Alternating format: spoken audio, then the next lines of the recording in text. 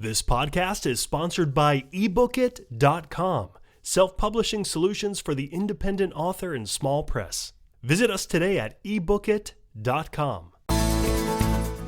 Welcome to the Toastmasters Podcast, the official podcast of Toastmasters International. Hello, everybody. This is Greg Gazin. And I'm Ryan Levesque. Ryan, we have another incredible speaker on the line today. Who are we speaking with? Yes, our guest today is joining us again. He's been on the show a couple of times. He has been a keynote speaker since 1994. He is the 2001 World Champion of Public Speaking, and he's a newly minted accredited speaker. Joining us from Las Vegas, Nevada. Welcome, Darren Lacroix. Welcome. Hey, thanks for having me. I just, when you said that, I'm like, wow, I guess I do feel minted. I've never been newly minted before. I love that. Well, to start off, I want to ask you, Darren, as I just mentioned, you're the 2001 World Champion of Public Speaking. That's a pretty solid endorsement of excellence from Toastmasters International. So why did you decide to seek the Accredited Speaker designation? Well, thank you. That's a great question, and actually the most asked question while I was walking around the convention floor. Why did you do it? You didn't have to do that. I didn't have to, but first of all, the essence of where it came from is Kathy Armias was going for her accredited speaker, and she challenged me, and I took her up on it. I'm like, yeah, okay, I'll go through that process because we were going to go through it together. And partway through in this year, so I went for it last year. Some people don't know this. I went for it last year and I didn't make it. And I did not do everything I needed to do. So I was denied last year. I made it through the first couple of steps, didn't make it through to the final round. And I was okay with that. You know, hey, I don't want any special privileges just because I won the world championship. In fact, this year when I was going for it, a lot of people asked as well. And some people were like, oh, well, you should get it. You're the world champion. And other people like, well, yeah, you're the world champion. They're going to give it to you. And I'm like, I went back to my advice from Otis Williams Jr., who said past world champion 93. He said, be so good. The only question is who comes in second. Now, the accredited speaker isn't a contest against each other, but I wanted to remove any doubt. I wanted to work so hard that everybody knew I deserved it and had nothing to do with what happened 15 years prior to that. So, and here's one of the reasons that kind of started getting solid and tight for me and my understanding and why I was doing it is that I love the Jim Rohn quote, make it a goal to become a millionaire, but not for the money, for the person it makes you. And so I took that philosophy to this process. I didn't do it for the letters after my name as much as it forced me to work harder. So the presentation that I did, I had done many times before, called the top 10 speaking mistakes. Now, I was only doing 20 minutes. That's all you're allowed. So I made it the top 5 speaking mistakes. But I went to a different Toastmaster club every single day a week prior to leaving for Washington, D.C. And I was a sponge. I got feedback. I asked for feedback. And so many people said that they were inspired the fact that I was, in the ditches, in the trenches, and I didn't take anything for granted. So it was cool to see that the side effect was inspiring people. But for me, it made my presentation better. It forced me to make it stronger and tighter and clearer. When I coach speakers, that's the number one thing we teach is clarity, clarity, clarity. So for me, I'm like, I got to take a dose of my own medicine and realize some of the things that I was doing and some of my slides were good, but they could have been better. So no matter what happened, whether I got the accreditation or didn't, the presentation I worked on got stronger. And that's going to benefit every audience I'm in front of whenever I talk about any of those 5 subjects. So again, the process, it makes you, as opposed to the letters after your name. Obviously, you were well prepared, but I'm curious. Were you nervous at all? That's a great question. I definitely had some anxiety, which I think is good and I think serves us because it means you care about how it goes. But I wasn't anxiety stricken as much as, oh my gosh, how's this going to go? My nervousness was not about, will they like me? Will I forget my lines? Because I was well rehearsed to the point that I knew my presentation. I knew I would get the information across that I wanted to. And I knew I had, as my coach taught me, the privilege of 1,000 lives for 20 minutes.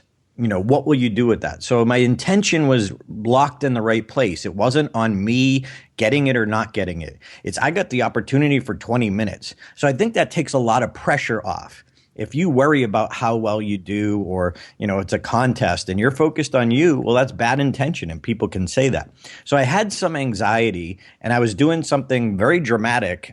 If you remember at the end there, that I was told by many people, don't do that, don't do that. And I had a little conversation with 8-year-old Darren, and I had only done it once in front of a big audience before. So that was new, but I wanted to bring something new because half the people in the audience had heard me speak before, but most of them had never, ever seen this part. And I just wanted to really make that impactful. So I left no stone unturned. Again, I went to Toastmaster Club every single day, because I know the value of that. And so it alleviated the over anxiety, if you will, and allowed me to be present. As you guys know, I teach people, be present, not perfect. The 8-year-old you had a voice in the background. Was it being triggered by a recording? How did you do that? Well, thank you. That was an inspiration that came to me, because I originally, when I started coming up with the idea that all of us, the concept is there's a wound from our childhood that kind of defines a lot of us and how we live our life. So I didn't come up with the concept, but how I pulled it off, I thought was kind of cool, because originally I was going to have a young boy actor be the young Darren and dress him like me or like a picture of me and show people that. But I realized that what if he messes up, or what if he makes a mistake, and it was putting too much pressure on the young man that was going to do it for me, who ended up doing the recording.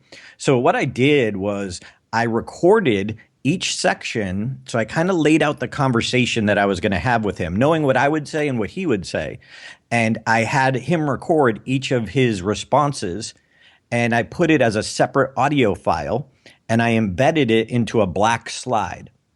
So I controlled the conversation by a remote control, that if the audience laughed, I wanted to let them laugh. If it was a straight recording, I would just have to time it out with the audio recording of the voice and me, and that takes the audience out of it. So when there was a bigger laugh than I expected, I could hold off on having his response, so they didn't miss anything. So it was an audio file for each response embedded in a black slide. So there was maybe 10 slides, each of his responses. Does that make sense? Oh, that's absolutely brilliant. I tried something similar years ago in the days of the analog tape recorder. I had my recorder on pause, and then the battery died. Ouch.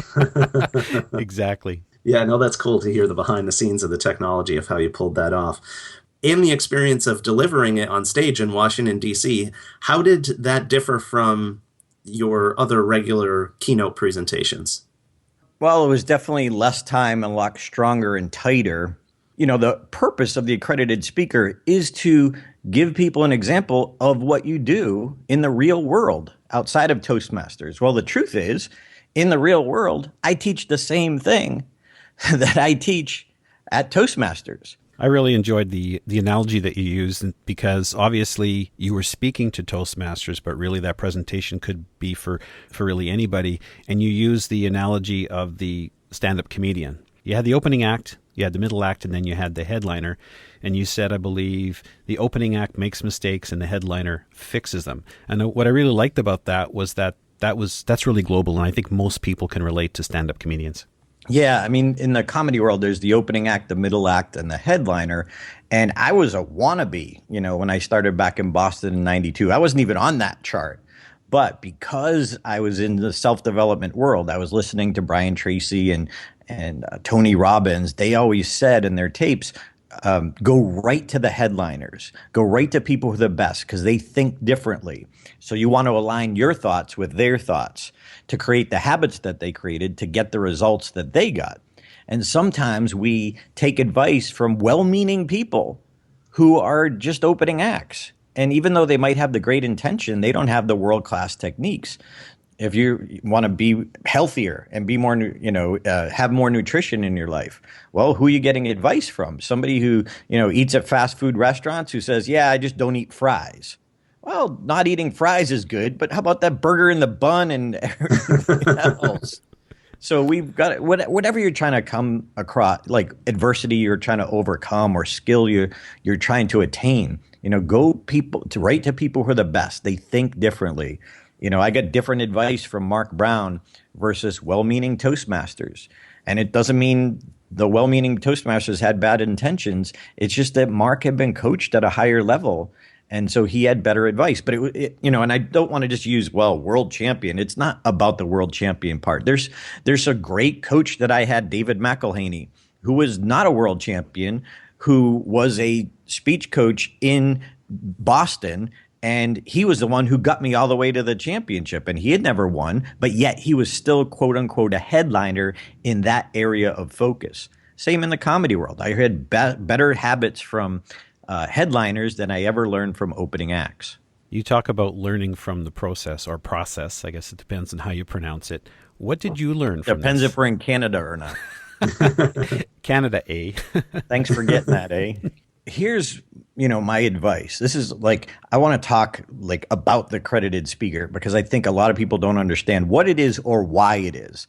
A lot of people come to me, and I understand that they want to be the world champion because they think it's going to make them a professional speaker. It's not. There's a lot of great speakers who've won the world championship who still work, the career that they were in. There's some people who never won the world championship but got to the higher levels who earn a lot more than me.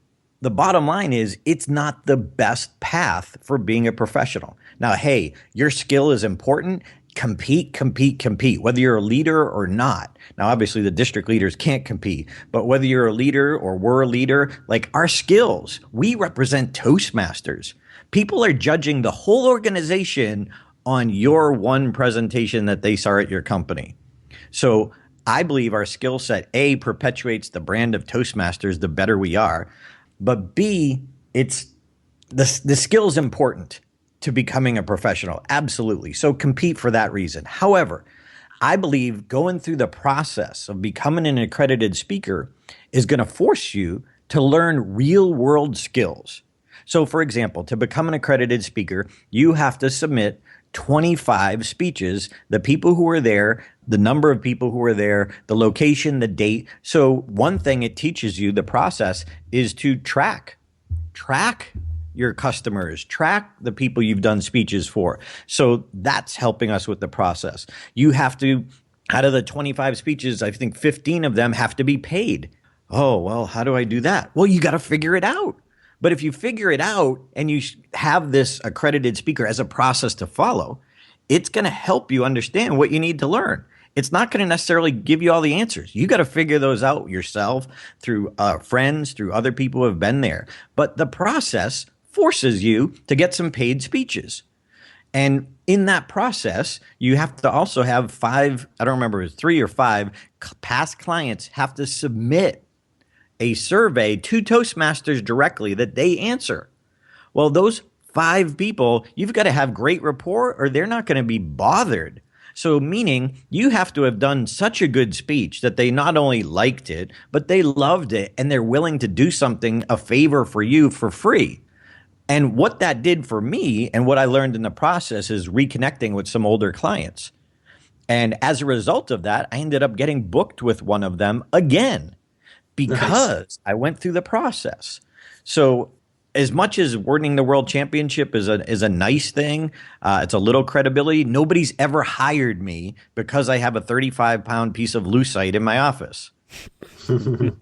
I do get hired because I have a great speech and I get it in front of the right people who are decision makers.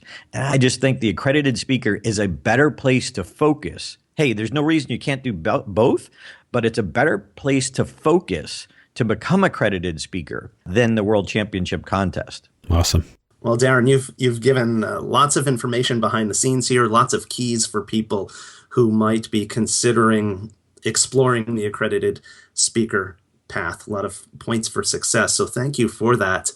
And as we close out here, I know you have a resource that you'd like to share with listeners that's related to the content of your accredited speaker presentation. So can you share with us a little bit about that?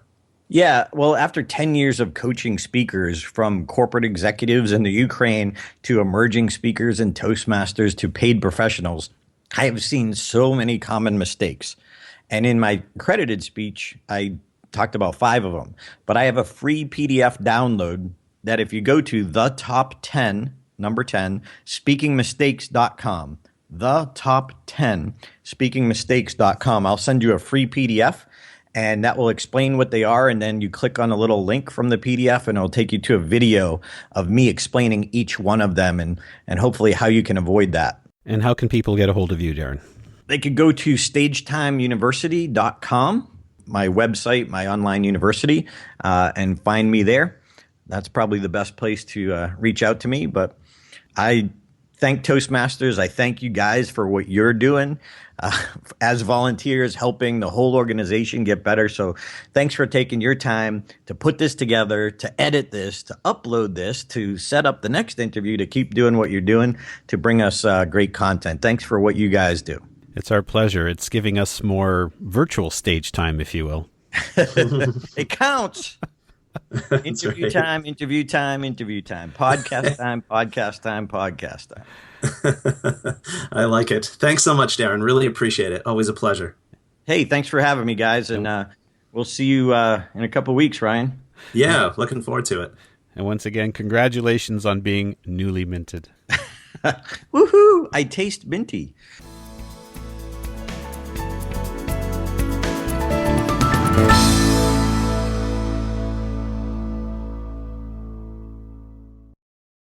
Isn't it about time you published that book you've been thinking about? We can help with that. At ebookit.com, we've been providing authors and small presses with ebook publishing services since 2010. Visit us today at ebookit.com and let us know how we can help you.